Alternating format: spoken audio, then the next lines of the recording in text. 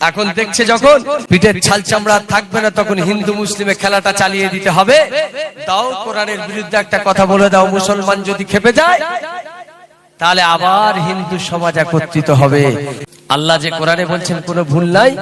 আর আমাদের ঠাকুরনগর আপনার উত্তর 24 পরগনা বিধায়ক এমএলএ অসীম সরকার কদিন আগে কি বলেছে আপনাদের জানা আছে? হ্যাঁ, এ বলছে কোরআনটা মিথ্যা এবং বানোয়াট।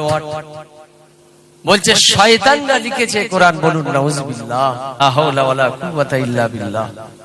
আল্লাহ ক্ষমা করেন। অসীম সরকার বলছে, আমি ভিডিওটা দেখছিলাম, বলছে বদর যুদ্ধে কোরআন পুড়িয়ে দেওয়া হয়েছিল। এরপরে 27 জন শয়তান তারা ইচ্ছা করে কোরআন তারা নিজেদের মন গড়া ভাবে লিখেছে। আচ্ছা, আপনাদের কি এই কথার উপরে বিশ্বাস হয় নাকি? হ্যাঁ, মুসলমান তো এই কথা কোনোদিন বিশ্বাস করতে পারে না, কারণ এই বিজেপি বাবুদের মাথা এখন কাজ করে না। অসীম সরকার বলুন, আমাদের শুভেন্দু বাবু বলুন, এরা এরকম এখন করে যাবে। এরা যখন এসআইআর করে আমাদের মুসলমানদের রোহিঙ্গা বাংলাদেশি বলে আমাদের ভারতবর্ষ থেকে একটু বাইরে বার করার চেষ্টা করেছিল, কিন্তু আমরা ডকুমেন্টস জমা দিয়ে দেখছে যে আমরা এই ভারতবর্ষের অরিজিনাল নাগরিক। ওরা আমাদের বাদ দিতে চেয়েছিল। আমরা নাগরিক, আমরা এদেশে খসড়া তালিকায় সবার প্রথমে আমাদের নাম চলে এসেছে। কোনো বাবার ক্ষমতা নেই আমাদের নাম বাদ দেবে। তার কারণ 32 সাল থেকে শুরু করে 62 সালের রেকর্ড কাগজ আমরা দেখাতে পারবো। আমরা এই ভারতবর্ষের মাটি, আমাদের বাপ দাদুরা, আমাদের দাদুরা, আমাদের পূর্বপুরুষরা এদেশের স্বাধীনতায় তারা তাদের এদেশের স্বাধীনতা ইংরেজদের বিরুদ্ধে তারা লড়াই করেছিল, এই প্রমাণ আমরা করে দিতে পারবো। কিন্তু আজকে যারা এই শুভেন্দু অধিকারী থেকে শুরু করে অসীম সরকার, এরাই তো সব কাটা তারপর করে এসেছে। এটা এরা মাঝে মাঝে বলে ফেলে মিডিয়ার সামনে, দেখবে এবার মাথা কাজ হয় না। শুভেন্দু বাবু বললো 71 সালে আমার মা শাড়ি টাড়ি সব খুলে রেখে কাটা তার পার করে এপারে চলে এসেছে।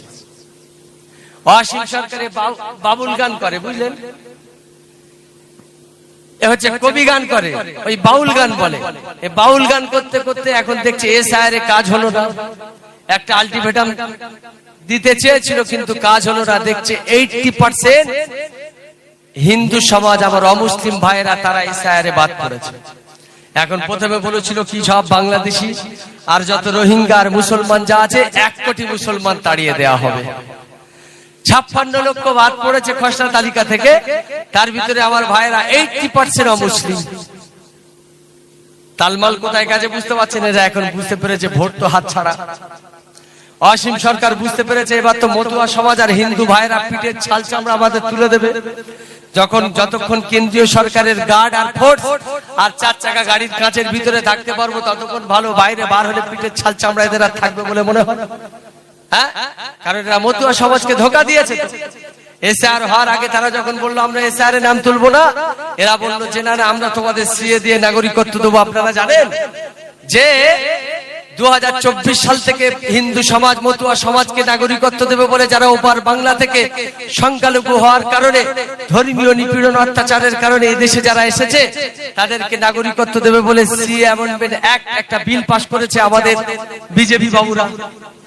তো এই অ্যাক্টে 24 সাল থেকে 2025 শেষ লগ্নে আজকে 27 ডিসেম্বর আজ পর্যন্ত মাত্র 6 থেকে 8 জনের নাগরিকত্ব দিয়েছে সিএতে। বাকি এই মতুয়া সমাজ, কোটি কোটি মতুয়া সমাজ, এদের অবস্থা কি হবে? ভোটের আগে আর একটা চাল মেরেছিল যে 800,000 টাকা করে নিয়ে এদের সিএ নাম তুলতে বলেছিল। কেউ তুলেছে, কেউ আবার তুলেনি। কেউ তুলেছে, কেউ তুলেনি। অসীম সরকার বললো যারা নাম তুলবে না তাদের দায়িত্ব আমরা নেই, যারা নাম তুলবে তাদের দায়িত্ব আমরা। যারা সিএ নাম তুলেছে তারাও খসড়া তালিকাতে নেই, আর যারা নাম তুলেনি তারাও নেই। এখন এদের পিঠের ছাল চামড়া থাকবে বলে মনে হয়? এখন দেখছে যখন পিঠের ছাল চামড়া থাকবে না, তখন হিন্দু মুসলিমে খেলাটা চালিয়ে দিতে হবে। দাও কোরআনের বিরুদ্ধে একটা কথা বলে দাও, মুসলমান যদি খেপে যায় তাহলে আবার হিন্দু সমাজ একত্রিত হবে। এজন্য আমার মুসলমান ভাই, এ বিষয়ে কেউ উত্তেজিত হলে হবে না। আল্লাহর কোরআন নির্ভুল, আল্লাহ কোরআন নির্ভুল। আমাদের অবশ্যই এর বিরুদ্ধে বিভিন্ন এমএলএরা, বিভিন্ন সংগঠন তারা এর বিরুদ্ধে কেস করেছে বিভিন্ন থানাতে, প্রতিবাদ চলুক, কিন্তু সেটা গণতান্ত্রিক প্রক্রিয়ায় প্রতিবাদ চলুক, সেটা উত্তেজিত হয়ে আমাদের বিজেপি বাবুরা যেটা চাচ্ছে এটা যেন আমরা তাদের হাতে তুলে দেব না। হিন্দু মুসলিমের খেলা চালিয়ে তারা আবার হিন্দু সমাজকে একত্রিত করতে চাচ্ছে। আপনারা বুঝতে পারছেন কি আমার কথা নাকি না ভুল বললাম? আমি একটু খবর রাখি আমার ভাইয়েরা, এরা যখন দেখলো পিঠের ছাল চামড়া তো আর থাকবে না, তখন লাগিয়ে দাও কোরআনের বিরুদ্ধে। এরা জানে মুসলমান নবীর বিরুদ্ধে কথা বললে, কোরআনের বিরুদ্ধে কথা বললে মুসলমানদের ঈমান, এরা চুপ করে থাকতে পারবে না। বাড়িতে আমাদের কষ্ট হচ্ছে ঠিক কথা, কিন্তু আমরা আল্লাহর কোরআন দিয়ে এর ফয়সালা দেব। আল্লাহর কোরআন বলছে না, ওটা পৃথিবীর মানুষ যদি আমার কোরআনকে ভুল বলে বিবেচিত করতে চায়, বর্ণনা দিতে চায়, আমার কোরআন তথাপিও ভুল নয়। মক্কার কুরাইশ আমার আপনার নবীর কাছে একদিন এসে বলেছিলেন, মুহাম্মদ, আল্লাহ নবী যখন মক্কার অলিতে গলিতে কোরআনের প্রচার প্রসার করে যাচ্ছে, রাসূল সাল্লাল্লাহু আলাইহি ওয়াসাল্লামের কোরআনের প্রচার প্রসার যখন তারা বন্ধ করতে পারলো না, একটা সময় তারা এসে বলল যে এটা তো মানুষের বানোয়াটার কেচ্চা কাহিনী, এগুলো মক্কার মানুষ তোমরা কেউ শোনো না। আল্লাহ নবীর কাছে যখন এই কথা বলা হলো, আল্লাহ নবী মনটা মলিন হয়ে গেল যে মক্কার কুরাইশরা কোরআনটা সর্বশেষ আবার মানুষের বানানো বলে দিল। আল্লাহ নবী মনটা মলিন হয়ে গেল, মনটা খারাপ। আবার আল্লাহ পাক রব্বুল আলামিন থাকতে পারলেন না, আল্লাহ পাক জিবরাইলকে নবীর কাছে পাঠিয়ে দিলেন। আবার হবে আমার মালায়েকা ফেরেশতা জিবরাইল, যাও যাও যাও, চলে যাও চলে যাও চলে যাও, আমার নবীকে তুমি গিয়ে জানিয়ে দাও মক্কার কুরাইশরা তারা আমার নবীকে বলেছেন এই কোরআনটা নাকি মানুষের বানোয়াট কিচ্ছা কাহিনী, তুমি ওদেরকে বলে দাও। আল্লাহর কোরআন ঘোষণা দিয়ে জানিয়ে দিলেন, আলিফ লাম রা।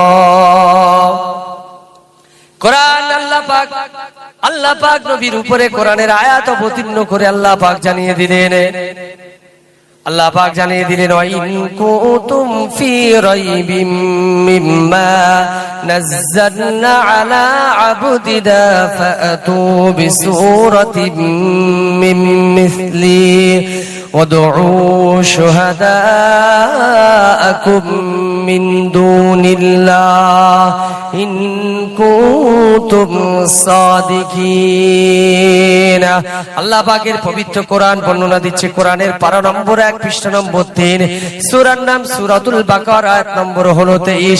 আল্লাহ বলেন, আমার নবী আপনি ওদেরকে বলে দেন ও আমার হাবিব, তারা যদি এই কোরআনটাকে তারা মানুষের বানোয়াটার কিচ্ছা কাহিনী বলে দাবি করে, ও নবী আপনি ওদেরকে বলেন, ওয়া ইন কুনতুম ফি রাইবিম মিম্মা নাযালনা আলা আবদিনা ফাতু বিসূরাতিন মিন মিসলি ওয়াদউ শুহাদাআকুম মিন দুনিল্লাহি ইন কুনতুম সাদিকিন।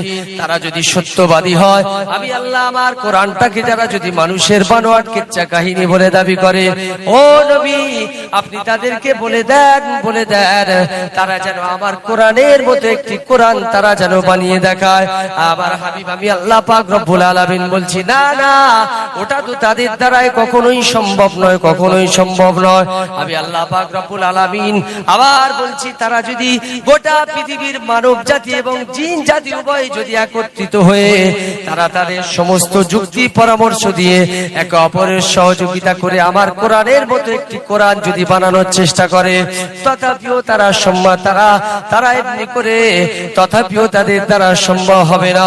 কোরআন তার বর্ণনা দিচ্ছে, আল্লাহ পাক রব্বুল আলামিন বলেন, কুল্লা ইনজিতামাআতিল ইনসু ওয়াল জিন্নু আলা আইয়াতু বিমিথলি হাদা ওয়ালাউ কানা বা'দুহুম লিবা'দিন যাহিরা।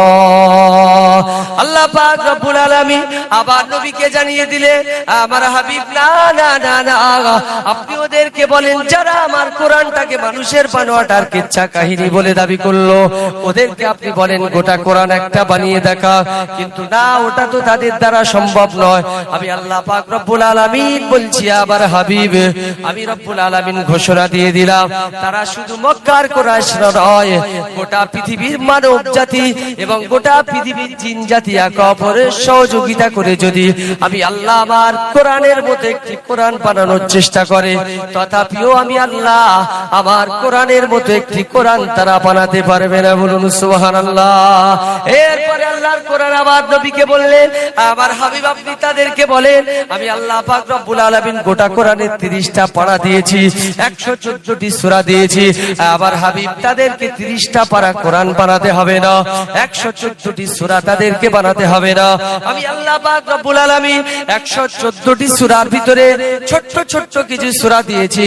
সূরা কাউসার, সূরাতুল ইখলাস, যে সূরাগুলো সবচেয়ে ছোট ছোট সূরা, এমন ছোট ছোট সূরা তারা 10টি বানিয়ে দেখা। আমি ইয়াকুলুনা ইফতারাহু কুল ফাতু বিআশরি সুওয়ারিন মিসলি মুফতারায়াতি ওয়াদউহু মান ইসতাতা'তুম মিন দুনিল্লাহ ইন কুনতুম সাদিকিন।